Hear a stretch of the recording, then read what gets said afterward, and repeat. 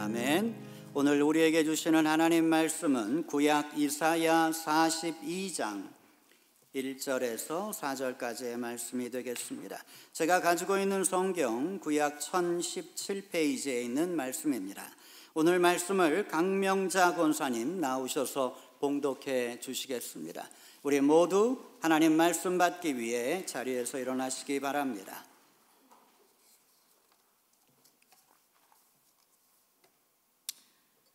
내가 붙드는 나의 종, 내 마음에 기뻐하는 자 곧 내가 택한 사람을 보라. 내가 나의 영을 그에게 주었은즉 그가 이방의 정의를 베풀리라.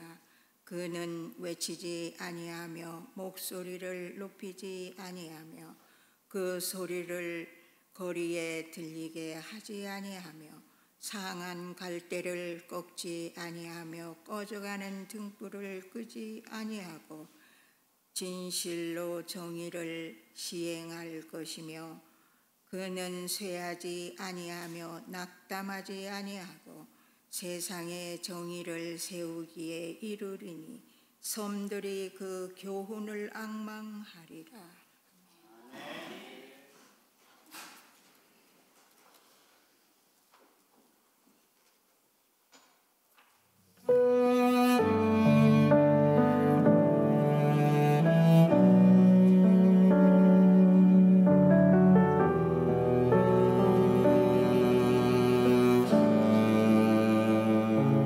하나님이 너 「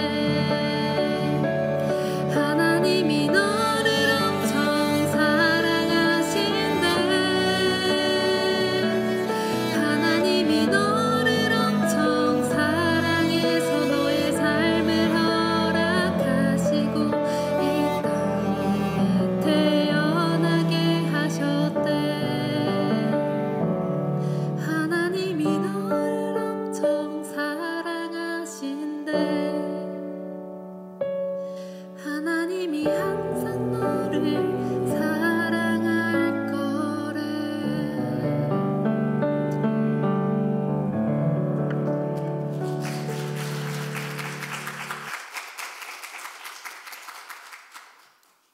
아름다운 찬양을 불러주신 유하은 집사님에게 감사를 드립니다. 오늘은 나의 종이라고 하는 제목으로 함께 하나님 말씀을 나누겠습니다. 오늘 본문은 메시아에 대한 예언입니다. 언젠가 하나님의 종이 이 땅에 올 것이다. 그는 바로 이러한 자가 될 것이다. 이런 내용입니다. 또한 이 말씀이 우리에게 주고 있는 교훈도 그것입니다. 우리도 하나님의 종이기 때문입니다. 그렇다면 우리도 하나님이 원하시는 그러한 종의 마음과 모습을 갖추어야 할 것입니다. 오늘 본문의 종은 하나님 원하시는 마음과 모습을 갖춘 것 같습니다. 그래서 하나님의 사랑을 받는 것 같습니다.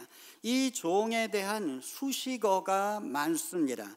자, 성경을 보면 내가 붙드는 나의 종, 내 마음에 기뻐하는, 내가 택한 사람, 계속 이러한 수식어가 붙습니다. 이러한 수식어가 주는 느낌은 사랑입니다. 그리고 이러한 수식어가 계속된다고 하는 건 사랑이 많다고 하는 것입니다. 하나님 매우 사랑한다고 하는 거죠. 메시아는 하나님의 기뻐하시는 종이었습니다. 예수님 세례 받으실 때 하늘에서 울려 퍼진 음성도 이것입니다. 너는 내 사랑하는 아들이라. 내가 너를 기뻐하노라.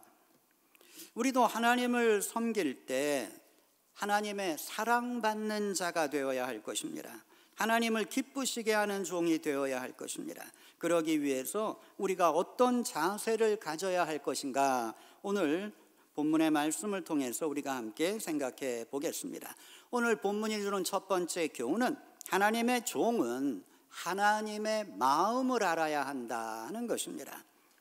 지혜로운 종이 되기 위해서는 우리가 섬기는 주인인 하나님의 마음을 알아야죠. 어떠한 훌륭한 사람의 비서나 참모를 하려면 눈치가 빨라야 합니다. 머리도 좋아야 합니다. 자기가 섬기는 분이 지금 무엇을 원하는지를 알아야 합니다. 우리가 하나님을 잘 섬기기 위해서는 하나님의 마음을 알아야만 하죠. 하나님의 마음을 알 수 있는 방법이 바로 은혜입니다. 은혜는 우리의 마음과 하나님의 마음을 연결시켜 줍니다. 그래서 은혜가 있어야 하나님의 마음을 알게 되고 하나님의 마음을 알아야 하나님을 잘 섬기게 되는 것입니다. 하나님께서 우리에게 은혜를 주셨습니다. 은혜를 주셨다는 표현을 구체적으로 오늘 성경은 이렇게 표현합니다. 여러분 성경 말씀을 다시 한번 보십시오. 내가 붙드는 나의 종, 내 마음에 기뻐하는 자 곧 내가 택한 사람을 보라. 내가 나의 영을 그에게 주었은즉 그가 이방의 정의를 베풀리라. 내가 나의 영을 그에게 주었다. 이렇게 성경은 말하고 있습니다. 여기서 내 영이라고 하는 건 결국 하나님의 마음입니다.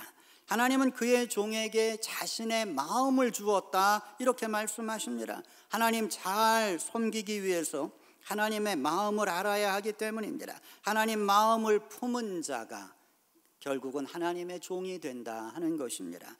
하워드 슐츠는 자신이 사랑하는 것에 마음을 담아라 그렇게 권면합니다. Put your heart into it. 그래서 그는 스타벅스에 자기의 온 마음을 담았습니다. 노래나 영화나 그림이나 모든 예술의 걸작과 모조품의 차이가 무엇이겠습니까? 바로 마음에 있는 것입니다. 마음을 담을 수 있을 때 모든 것은 위대해집니다. 사람들은 사랑이 위대하다고 말하죠. 그 이유는 사랑이 가장 훌륭하게 마음을 담기 때문입니다.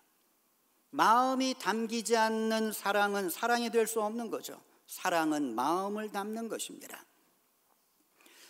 사람을 사랑하려면 서로의 마음을 담아야 합니다. 그 사람의 기쁨을 느끼고 그 사람의 아픔을 함께 아파할 때 진실한 사랑이 나오는 것입니다. 하나님은 우리에게 자신의 마음을 주셨습니다. 그래서 우리는 하나님의 눈으로 세상을 보고 하나님의 마음으로 세상을 느낄 수 있게 되는 겁니다. 세상을 향한 하나님의 마음이 무엇입니까? 긍휼입니다. 긍휼의 마음으로 세상을 본다는 거죠. 여러분의 가족들을 볼 때도 화만 내면서 바라보지 마시고 긍휼의 눈으로 여러분의 가족을 바라보실 때 애잔한 마음이 듭니다. 왠지 모르게 불쌍한 마음이 드는 것입니다. 하나님의 눈으로 자녀를 볼 때 불쌍한 느낌을 갖는 겁니다. 아니 얘가 뭐가 불쌍해? 내가 모든 걸 다 해주는데. 자, 그거는 사랑을 담지 않았기 때문입니다. 긍휼의 눈으로 보지 않았기 때문입니다. 여러분의 부모님을 여러분이 정말 긍휼의 눈으로 바라볼 때 왠지 모르게 마음이 아파오는 것입니다. 여러분의 친구들도 여러분이 긍휼의 눈으로 바라볼 때 내가 얘를 위해 뭘 해줄 수 있을까? 그런 생각이 드는 것입니다. 여러분, 세상은 긍휼의 눈으로 봐야 합니다. 그게 하나님의 눈이니까요. 예수님은 온 세상을 보시면서 긍휼의 눈으로 보셨어요. 그러니까 죄인까지도 불쌍하게 보신 거예요. 사람들은 그러한 예수님을 이해 못했죠. 아니 저 사람이 왜 불쌍하냐고. 그들에게는 긍휼의 눈이 없었기 때문입니다. 하나님의 마음이 없었기 때문입니다. 하나님께서 우리에게 하나님의 마음을 주셨다고 하는 건 또한 모든 걸 주셨다는 걸 의미합니다. 마음을 줬는데 아니 다른 걸 뭘 못 주겠습니까? 하나님 언제나 우리를 생각하십니다. 언제나 우리와 함께 하십니다. 그래서 마음이 있는 곳엔 언제나 몸도 따라가게 되는 것입니다. 이러한 하나님의 은혜를 생각하면서 하나님의 종도 하나님께 마음을 드릴 수 있어야 합니다. 몸은 교회에 와 있지만 마음은 엉뚱한 곳에 가 있는 사람들 얼마나 많은지 모릅니다. 여러분의 마음을 하나님께 드리십시오. 그러면 늘 하나님을 생각하게 될 것입니다. 언제나 하나님을 생각하는 자가 하나님의 종입니다. 세상의 마음을 가지면 세상을 생각하게 되는 것입니다. 지금 여러분의 마음을 움직이고 있는 것이 무엇입니까? 하나님입니까? 세상입니까? 그러면 세상이라면 여러분은 세상을 생각하며 살아가고 있는 세상의 마음을 가지고 살고 있다고 하는 것이죠. 항상 마음에 쇼핑할 것만 생각하고 사고 싶은 것만 생각하고 자기의 욕심을 채우려고만 한다면 결국은 세상의 마음을 가지고 있는 세상의 종이 되는 것입니다. 하나님의 종은 하나님의 마음을 가져야 합니다. 그리고 자신의 마음을 하나님께 드릴 수 있어야 합니다. 그래서 하나님을 생각해야 합니다. 하나님을 생각하는 자, 늘 하나님을 생각하며 내가 어떻게 하나님을 기쁘시게 할까 생각하는 자가 하나님의 종입니다. 두 번째로 하나님의 종은 누군가? 또 어떠한 모습을 갖추어야 할 것인가? 하나님의 종은 상한 갈대도 지켜야 한다는 것입니다. 예수님께서 삭개오를 보시면서 그에게 삭개오야 내려오너라 오늘 내가 너의 집에 유하여야 하겠다 말씀하실 때 사람들은 화를 냈습니다. 아니 왜 예수님께서 저 죄인의 집에 들어가려 하시지? 화를 냈습니다. 그들은 예수님의 마음을 이해하지 못했습니다. 예수님께서 삭개오를 얼마나 불쌍하게 보고 계신지 그들은 몰랐습니다. 그들은 이렇게 생각했을 겁니다. 저 삭개오가 도대체 뭐가 불쌍해? 불쌍한 사람들 돈 뺏어서 자기 부자 된 자인데 어떻게 예수님은 저런 자에게 관심을 가질 수 있는 거야? 나 같은 사람은 왜 예수님 본체만체 하시면서? 아마 여러분도 사시면서 기분 나쁜 사람 있을 겁니다. 하는 짓이 하나같이 마음에 안 드는 사람 있을 겁니다. 왜 저 사람은 하는 짓이 다 얌체 같을까? 왜 저렇게 자기 생각만 할까? 그러나 예수님은 그 사람을 어떤 눈으로 보실까를 한번 생각해 보십시오. 예수님은 그를 불쌍한 눈으로 보실 겁니다. 예수님의 이러한 모습에 아니 예수님 왜 불쌍한 눈으로 보세요? 저 사람 불쌍한 사람 아니에요. 그렇게 말씀하시면 안 되죠. 왜냐하면 예수님은 그를 불쌍한 눈으로 보시듯 우리도 불쌍한 눈으로 보시기 때문입니다. 예수님께서 옳고 그른 거 다 따져가면서 그렇게 사람을 대하신다면 우리가 어떻게 주님 앞에 나아갈 수 있겠습니까? 우리가 늘 죄 짓고도 주님 앞에 나올 수 있는 건 주님이 우리도 불쌍하게 보시기 때문이다 하는 것입니다. 주님은 우리를 안타까워하시기 때문이에요. 우리는 사실 상한 갈대와 같은 그러한 존재입니다. 상처받고 힘든 삶을 살아오면서 고통받으면서 살아왔습니다. 그래서 이상하게 사람이 나이가 들수록 좀 유해져야 되잖아요. 그런데 나이가 들수록 더 신경질적으로 변해요. 더 화도 잘 내요. 그게 왜 그럴까? 사람 나이가 들수록 고개를 숙인다고 그러는데 왜 나이가 들수록 나는 점점 신경질이 많아지고 짜증이 많아지고 나는 왜 그럴까? 여러분 마음속에 상처가 쌓이기 때문입니다. 살아오면서 그 쌓여진 상처가 여러분에게 너그러운 마음을 주지를 않아요. 누가 조금만 나에게 기분 나쁜 소리를 하면 화가 납니다. 이미 내 마음은 상처투성이기 때문에 누가 건드리면 아픈 거예요. 우리는 병들었습니다. 우리는 그야말로 상처받은 상한 갈대와 같은 존재다 하는 것입니다. 이 상한 갈대 누가 지켜줍니까? 갖다 버리죠. 땔감으로 써도 부족하겠지요. 그런데 하나님께서는 어떤 분이라고요? 상한 갈대도 꺾지 않는 분, 상한 갈대도 지켜주시는 분이 우리 하나님이다 하시는 겁니다. 하나님 그래서 우리를 받아주시는 거예요. 이 상한 갈대만도 못한 우리를 왜 품어주시는가? 그러한 분이 바로 우리가 섬기는 하나님이다. 주님, 이러한 상한 갈대 어디다 쓰시려고 그렇게 소중히 다루십니까? 사람들 그렇게 물을 겁니다. 아무 쓸모없어 보이는 우리를 주님은 깊이 사랑해 주십니다. 그리고 우리에게 말씀하십니다. 내가 너를 사랑한 것처럼 너도 다른 사람을 사랑해라. 상한 갈대라고 천대하고 업신여기는 것이 아니라 상한 갈대에게도 희망을 두고 소중히 여겨주는 마음을 가져야 할 것입니다. 여러분도 상한 갈대지만 여러분 옆에 앉아있는 사람도 상한 갈대예요. 여러분의 옆에 앉은 사람은 뭐 마음에 상처가 없겠습니까? 서운한 게 없겠습니까? 아픔이 없겠습니까? 있어요. 있는데 말을 안 할 뿐이죠. 그러니까 내가 주님 앞에 사랑받는 것처럼 나도 이러한 사람들에게 사랑을 베풀어야 한다는 것입니다. 상한 갈대라고 업신여기는 것이 아니라 상한 갈대에게도 관심과 사랑을 베풀 수 있어야 할 것입니다. 그래야 우리는 하나님의 사랑받는 종이 되는 것입니다. 마지막으로 본문이 주는 교훈은 하나님의 종은 은혜가 넘쳐야 한다 하는 것입니다. 하나님의 종의 특징, 항상 힘이 넘친다는 겁니다. 여러분, 많은 그리스도인들이 은혜를 받습니다. 그러면서도 변화되지 않는 이유는 은혜가 넘치지 않기 때문입니다. 제가 예수님 구원을 확신한 후에 6개월 동안 웃으면서 다녔어요. 사람들이 저를 이상하게 생각할 정도로 웃으면서 다녔습니다. 그 6개월은 정말 너무나 기뻤고 너무나 즐거웠어요. 아, 예수님이 나 같은 사람도 사랑해 주시는구나. 너무나 감격스러웠어요. 여러분, 진정한 기쁨은 언제 얻는가? 넘쳐야 얻는 겁니다. 넘치지 않으면 기쁨이 올 수가 없어요.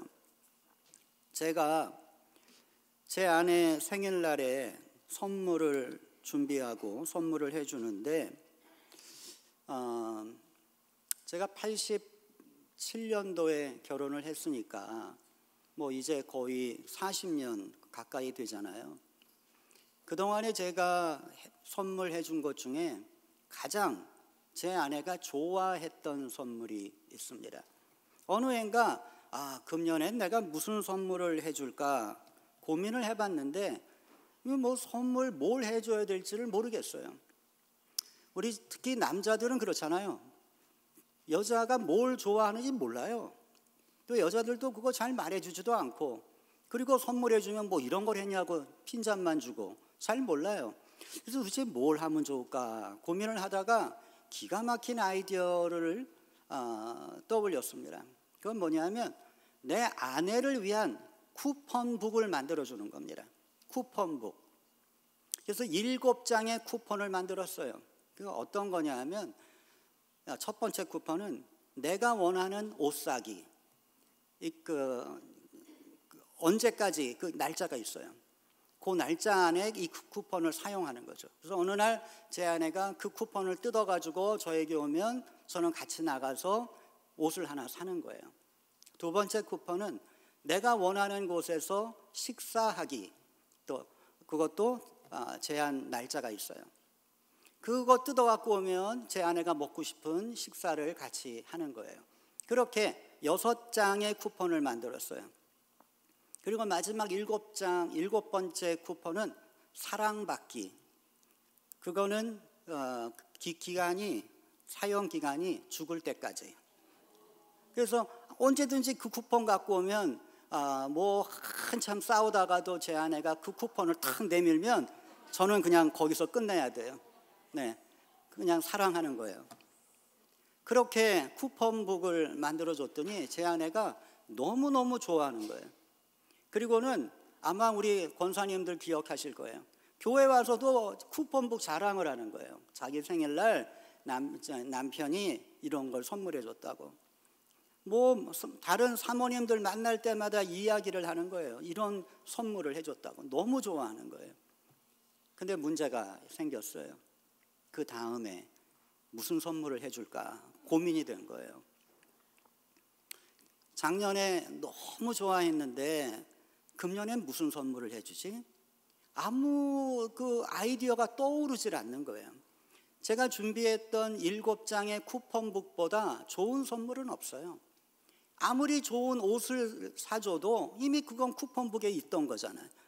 아무리 좋은 곳에서 밥을 먹어도 이미 쿠폰북에 다 있어요.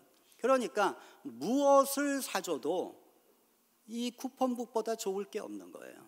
그렇잖아요. 그래서 고민하다가 결국은 포기했습니다. 그리고 작년과 똑같이 쿠폰북을 만들었어요. 그래서 생일날 쿠폰북을 줬어요. 그랬더니 제 아내가 고마워, that's it. 네, 그게 끝이에요. 왜 그렇게 변했을까요? 이미 한번 경험했잖아요. 이미 자기의 마음이 거기에 이미 다 차 있는 거예요. 그러니까 이제는 이거에 감동 안 해요. 그러니까 우리 남자들이 진짜 이거 힘든 거예요. 결혼기념일 또 생일날 선물을 해주긴 해줘야 되는데 이게 매번 감동하는 선물을 줄 수가 없어요. 아니 그런 사람이 어디 있어요? 그렇게 할 수 있는 사람이 어디 있어요? 돈이 뭐 아무리 많아도 그건 불가능해요. 어느 날 비행기를 한 대 선물했다. 자, 그 다음에는요. 이게 한이 없는 거다 하는 것입니다. 한 번 내가 엄청난 걸 받으면 그 다음서부터는 그걸 넘기란 정말 어려운 것입니다. 그러니까 아내들은 남편에게 기쁨의 선물을 기대하지 마세요. 이미 여러분의 마음이 너무 커졌어요. 여러분의 기대가 너무 커져 버렸습니다. 이제는 웬만한 선물론 감동이 없어요. 세상 어느 남편이 아내의 기대를 뛰어넘는 선물을 매번 할 수 있겠습니까? 만일 남편의 선물에 실망했다면 이건 남편의 문제가 아니라 여러분의 마음이 너무 커져버린 데 문제가 있는 것입니다. 세상 어느 누구도 그 마음과 그 기대를 채워줄 수가 없는 것입니다. 하지만 하나님은 다르십니다. 하나님은 우리의 마음과 기대를 뛰어넘는 은혜로 우리를 채워주실 수 있습니다. 우리 주님 어떻게 말씀하셨습니까? 누르고 흔들어 넘치도록 채워주리라. 우리 주님은 우리의 마음을 넘치도록 채워주실 수 있는 분이에요. 사람은 못하지만 주님은 한다 하는 것입니다. 여러분, 세상은 우리의 마음을 채워줄 수가 없어요. 뭐 마약하는 사람 몇 번 하다가 이거 뭐 아니구나 뭐 그렇게 되나요? 아니죠. 죽을 때까지 합니다. 왜? 마음이 안 차요. 여러분, 모든 중독에 걸리는 사람 이유가 뭐예요? 마음이 안 차요. 해봤는데 뭔가 계속 해야만 할 것 같아요. 안 찹니다. 세상은 우리의 마음을 채울 수가 없어요. 우리의 마음은 하나님만이 채우실 수 있어요. 하나님만이 내 마음에 은혜와 기쁨과 만족을 주지 세상 그 누구도, 세상 그 무엇도 우리의 마음을 채울 수 없다 하는 것입니다.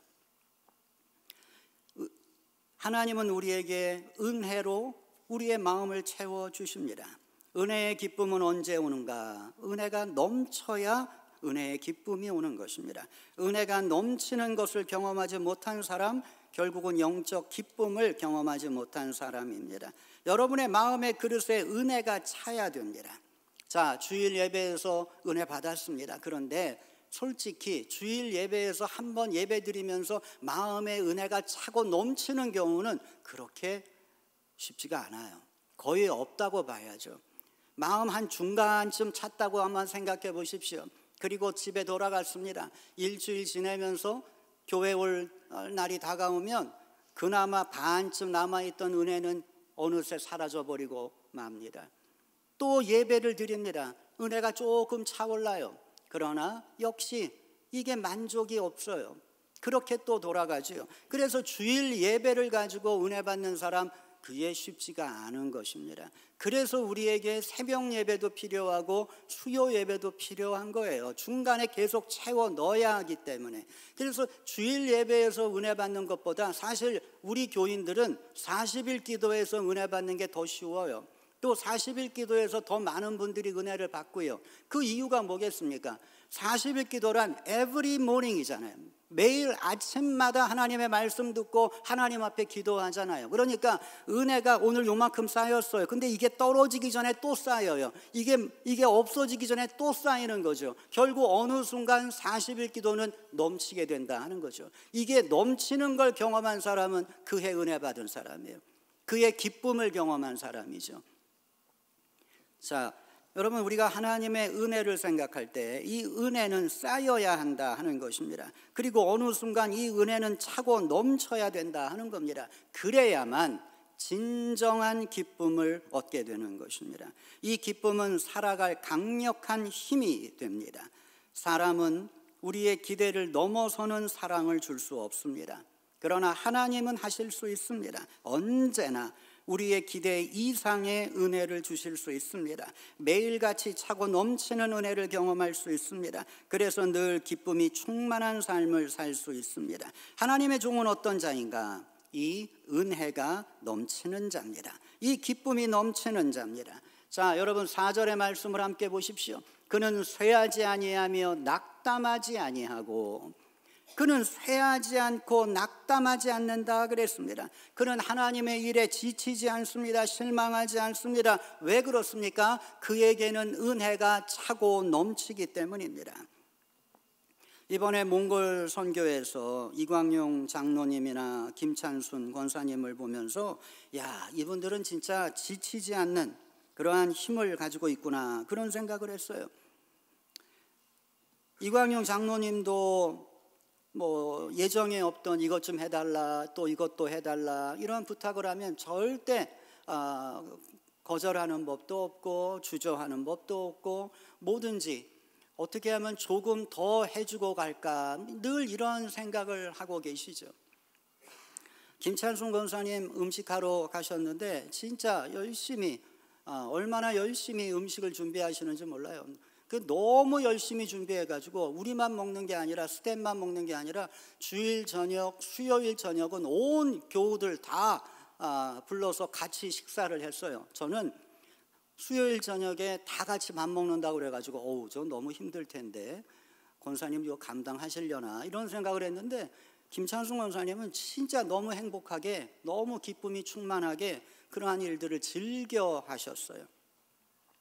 이 두 분을 보면서 야, 이분들에게는 은혜가 차고 넘치는구나. 여러분, 차고 넘쳐야 힘이 나오는 겁니다. 넘치지 않으니까 힘이 없는 거예요. 여러분의 가정에서도 뭐 하나 하려면 힘드시죠? 왜 힘드십니까? 은혜가 부족하기 때문입니다. 교회에서도 뭐 시키면 나 이것 때문에 힘들어, 저것 때문에 힘들어, 이런 말 하시는 분들 은혜가 부족하기 때문이에요. 은혜가 차고 넘치면 목사님 제가 뭐 할 일 없을까요? 뭐 이렇게 저에게 질문을 하시죠. 여러분, 우리가 하나님의 일을 할 때 낙심하지 말아야 합니다. 지치지 말아야 합니다. 만일 그렇다면 우리에게 은혜가 부족한 것입니다. 마음이 은혜로 차고 넘치지 못하기 때문입니다. 그래서 여러분, 우리가 넘치는 은혜를 사모해야 합니다. 항상 메마른 영혼을 가지고 살지 마십시오. 여러분의 영혼에 은혜가 차고 넘치게 해달라고 기도하십시오. 우리가 기도하면 하나님 들으십니다. 하나님의 뜻대로 우리가 기도하면 하나님 기뻐하십니다. 하나님, 제가 은혜 받기를 원합니다. 그런데 아니야, 너는 은혜 받으면 안 돼, 이럴 하나님이 아니잖아요. 하나님 우리에게 은혜 주십니다. 내가 간절히 사모하면 차고 넘치게 부어주십니다. 은혜가 힘입니다. 우리가 이 은혜의 힘을 가지고 있을 때 우리는 하나님의 사랑받는 종이 되는 것입니다. 자, 여러분, 우리가 하나님의 종임을 잊지 말아야 할 것입니다. 하나님의 마음으로 살아야 할 것입니다. 그러기 위해 여러분의 마음도 이제는 하나님께 드리십시오. 상한 갈대 같은 우리를 사랑하시는 하나님의 마음으로 우리도 다른 사람들을 사랑해야 할 것입니다. 그리고 차고 넘치는 은혜의 힘으로 하루하루 기쁨의 삶을 살아가는 저와 여러분이 되시기를 바랍니다. 우리 모두 주님의 사랑받는 종이 되시기를 예수님 이름으로 축원합니다. 기도하겠습니다. 은혜로우신 하나님, 우리를 불러주신 것 감사합니다. 우리를 구원해 주신 것 감사합니다. 또한 우리에게 면류관을 주시기 위해 우리를 종으로 불러주신 것 감사드립니다. 하나님 앞에 아름다운 종이 되게 하옵소서. 하나님의 사랑받는 종이 되게 해 주옵소서. 하나님의 마음을 시원하게 만들어드리는 그러한 종이 되게 하여 주시옵소서. 예수님 이름으로 기도하였습니다. 아멘. 좋습니다. 제가 사진을 몇 장 여러분에게 보여드리려고 했는데 제가 시차 적응 때문에 정신이 지금 없어가지고 못 갖고 왔어요. 제가 다음에 보여드리도록 하겠습니다. 이번 몽골 선교를 위해 기도해 주시고 또 여러 가지로 후원해 주신 여러분들에게 감사를 드립니다. 이번 주는 목요일 새벽 기도부터 정상적으로 있겠습니다. 토요일 아침 10시 본당에서 중보 기도 모임 있습니다. 기억해 주시고 또 다음 주일 아침 8시 30분에는 장로 권사 기도회가 있겠습니다. 그것도 기도해 주시기 바랍니다. 그리고 축하드릴 소식은 손승우 집사님과 곽희정 집사님의 큰딸 손윤지 성도님의 결혼식이 지난 6월 7일에 필라델피아인가요? 미네소타에서 있었습니다. 그래서 정말 기쁘고 감사한 마음으로 오늘 손승우 집사님 가정에서 여러분들에게 식사 대접을 하십니다. 맛있게 식사하시고 또 축하해 주시기를 바랍니다. 오늘 점심 봉사는 남선교회에서 수고해 주시겠습니다. 여러분, 요즘 그레이스 홀로 가시는 이 시간이 좀 오래 걸리시는 것 같아요. 중간에 계속 이야기를 하시면서. 근데 이 식사 당번 맡으신 분들은 가능한 한 남성교회 좀 빨리 가셔서 배식에 협조해 주시기를 부탁을 드립니다. 오늘 헌화는 조미듬 집사님 결혼기념일을 맞아 봉헌해 주셨고 6월에 생일 맞으신 분들 축하드립니다. 조원재, 데븐 에킨스 집사님, 손세현 집사님, 이진희, 빅토리아 윈, 자, 이분들의 생일을 축하드립니다. 그리고 또 하나 축하할 일은 우리 성호가 드디어 해군사관학교 졸업을 했습니다. 자, 잠깐 일어나세요. 여러분 박수로 축하해 주시기 바랍니다. 네, 해군사관학교 졸업도 잘 했고 또 파일럿이 되기 위한 이제 훈련을 받게 될 텐데 여러분 계속 기도해 주시기 바랍니다. 은혜로우신 하나님, 우리가 주님의 종이 된 것 감사드립니다. 정말 주님 앞에 상한 갈대와 같은 우리인데 우리를 충성되이 여겨 종을 삼아 주시니 하나님, 우리에게 이 마음 기억하면서 하나님 앞에 늘 충성할 수 있도록 도와주시옵소서. 이젠 우리 주 예수 그리스도의 은혜와 하나님의 사랑과 성령의 도우심이 영원히 우리와 함께 하시기를 간절히 축원하옵나이다.